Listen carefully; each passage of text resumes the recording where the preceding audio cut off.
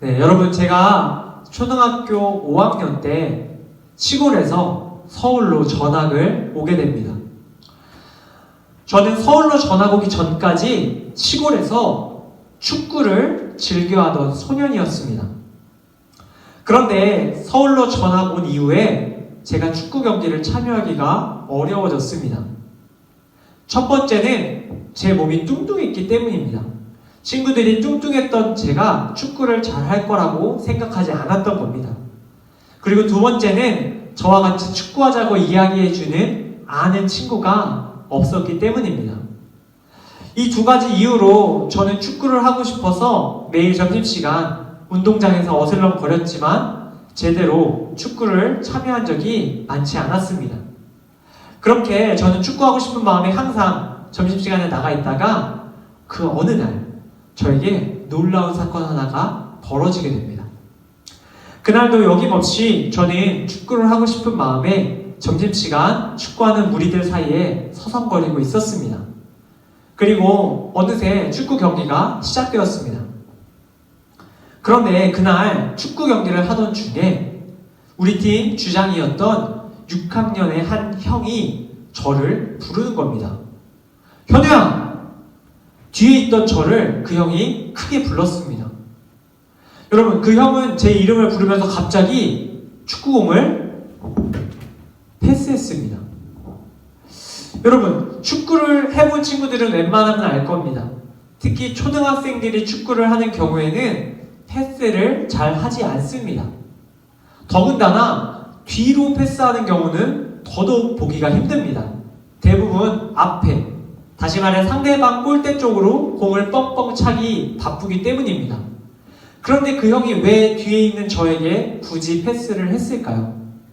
저는 압니다. 그 형은 매일 축구하고 싶어서 나왔던, 서성거리며 제대로 끼지 못했던 소외감을 느끼고 있었던 저에게 기회를 주었던 것입니다. 뒤에 있던 저가 축구 경기에 참여할 수 있도록, 함께 즐길 수 있도록 저를 돌보는 마음으로 공을 패스해 주었던 것입니다.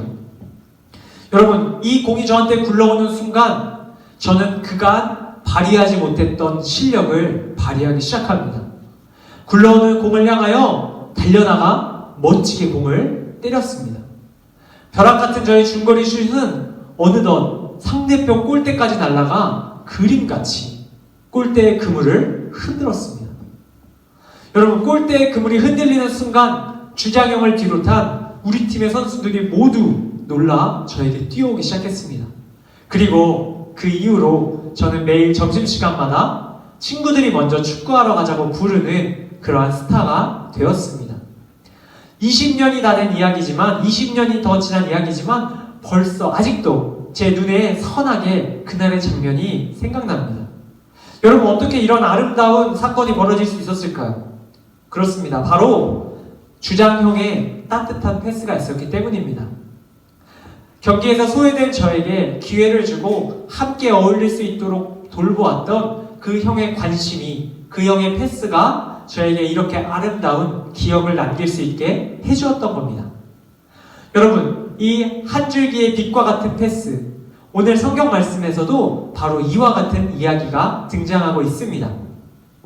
오늘 우리가 함께 살펴볼 성경 속에도 바로 소외되었던 사람들을 위한 하나님의 한 줄기 빛과 같은 마음이 나타나고 있기 때문입니다. 오늘 성경은 하나님께서 이 땅에 사는 사람들에게 가르치신 규례입니다.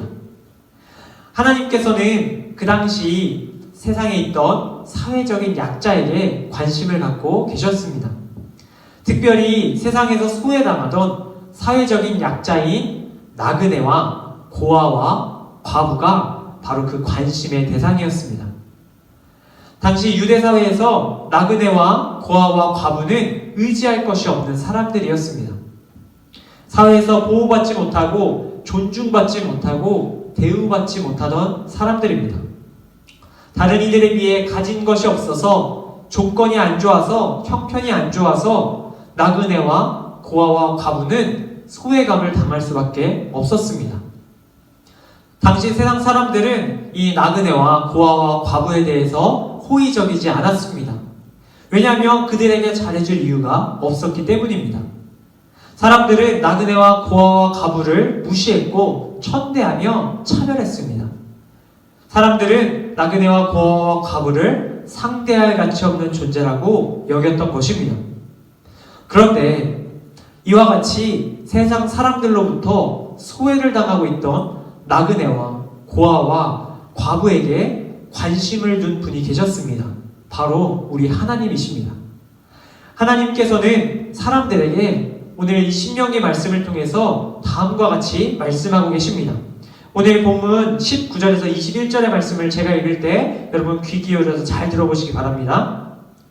내가 밭에서 곡식을 벨 때 그 한 뭇을 밭에 잃어버렸거든 다시 가져오지 말고 나그네와 고아와 과부를 위하여 남겨두라.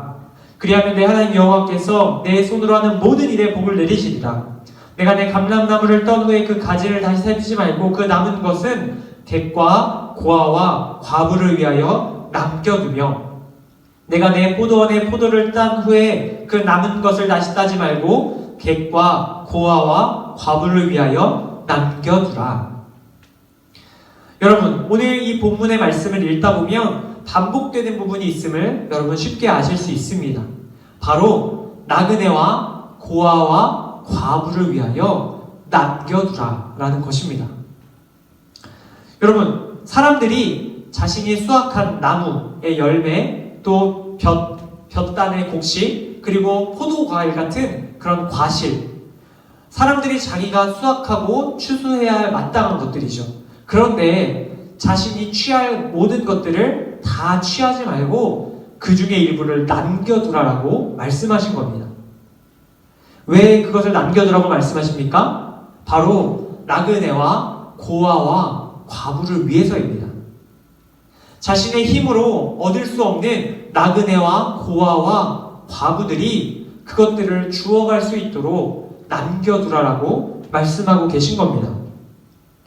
나그네와 고아와 과부가 가진 것이 없어서 몸이 불편해서 형편이 안 좋아서 마땅히 먹어야 할 것을 먹지 못하는 것을 아신 하나님께서 이 땅에 있는 사람들이 그들을 위하여 남겨두는 삶을 살아라.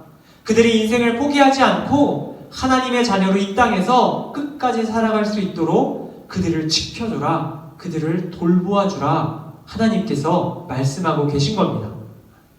여러분, 이 성경 속에 나온 나그네, 고아, 과부, 이 사람들은 의지할 것이 없고 세상으로부터 챙김받지 못하는 소외당한 사람들입니다. 소외라는 어두움 가운데에 신음하고 눈물 흘리던 사람들입니다.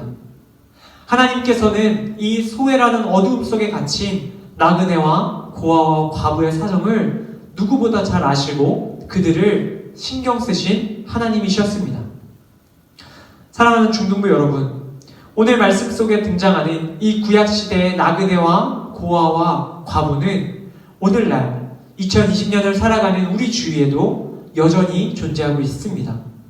우리 주위에 있는 나그네와 고아와 과부와 같은 사람들이 누구일까요?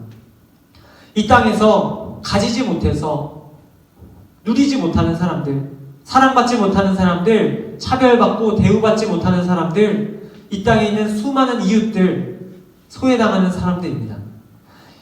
가진 것이 없고 또 몸이 불편하고 외국에서 와서 그 밖에 여러 가지 이유들로 이 땅에서 소외받는 사람들은 오늘날에도 여전히 우리 주위에 있습니다. 여러분, 하나님께서는 바로 그러한 사람들을 지금 이 시간에도 돌보길 원하고 계십니다.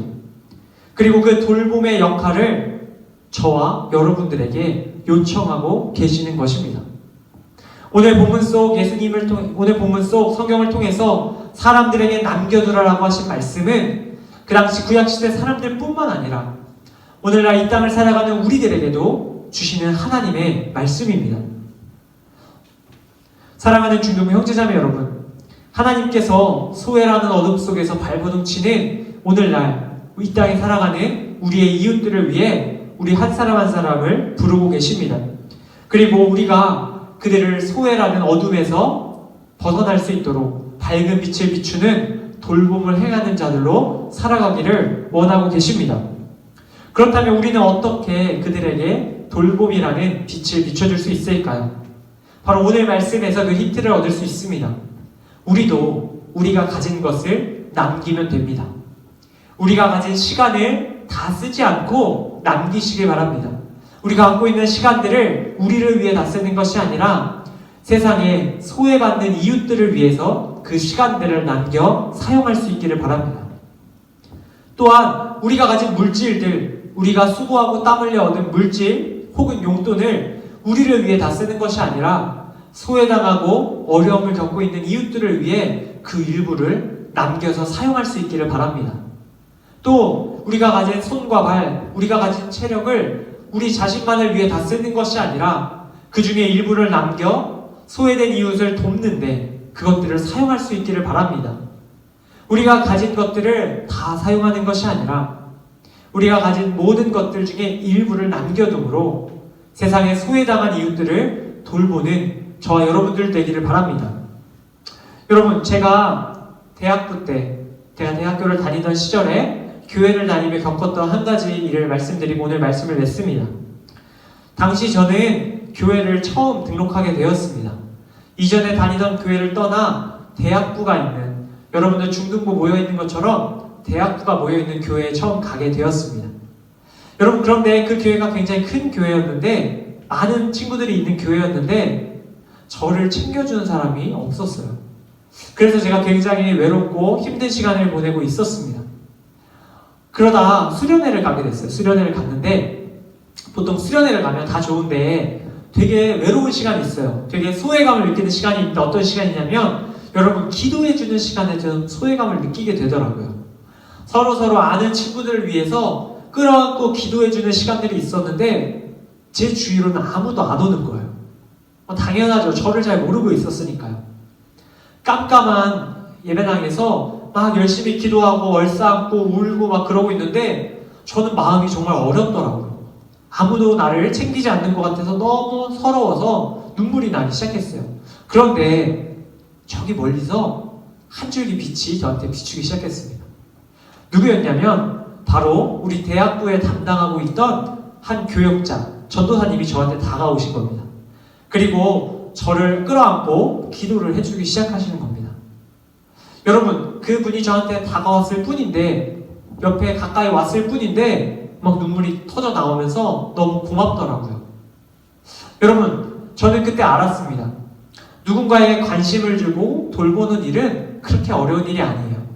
그 사람 곁에 가까이 다가가면 돌봄이 시작됩니다. 그 마음이 전해지는 겁니다.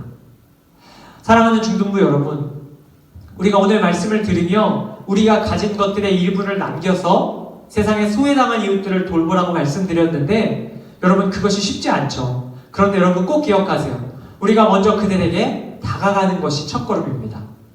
우리가 남겨둔 것을 가지고 그들에게 먼저 다가가 보기를 바랍니다.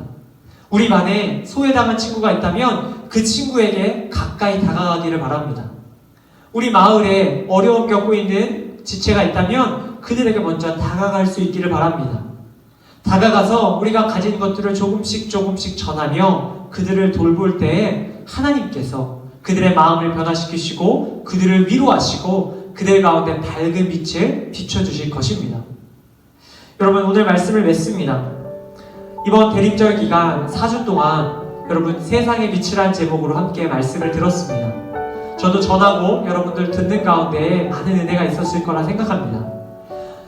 이 땅에 빛으로 오신 예수님, 우리를 죄의 어둠으로부터 구원하신 그 예수님을 저와 여러분들이 기억하며 가정으로 또 교회로 그리고 한 걸음 더 나아가 세상에 있는 이웃들에게로 가기를 힘쓸 수 있기를 바랍니다. 빛 대신 예수님, 그 빛 대신 예수님을 바라보며 우리 또한 빛의 자녀들로 살아가기를, 가정과 교회와 세상의 소외된 이웃들을 밝히는 자들로 살아가기를 이 시간부터 앞으로 매일매일의 삶 가운데 다짐하며 빛으로 살아갈 수 있는 저와 그리고 이곳에 계신 또 영상으로 함께 하시는 우리의 모든 중등부 공동체 형제자매 여러분들 다 될 수 있기를 주님의 이름으로 간절히 축복합니다. 우리 함께 기도하겠습니다. 하나님 아버지, 감사합니다. 오늘 우리에게 주신 말씀을 통해서 하나님께서 우리를 소외된 이웃을 돌보는 자들로 부르고 계심을 알게 되었습니다. 우리 모두가 가정과 교회를 넘어서 이제는 세상에 소외된 자들에게 돌봄의 빛을 비추는 주의 아름다운 자녀들이 되게 하여 주시옵소서. 하나님께서 주신 모든 은혜에 다시 한번 감사드리오며 우리를 빛으로 살게 하시는 예수님의 이름으로 기도드립니다. 아멘.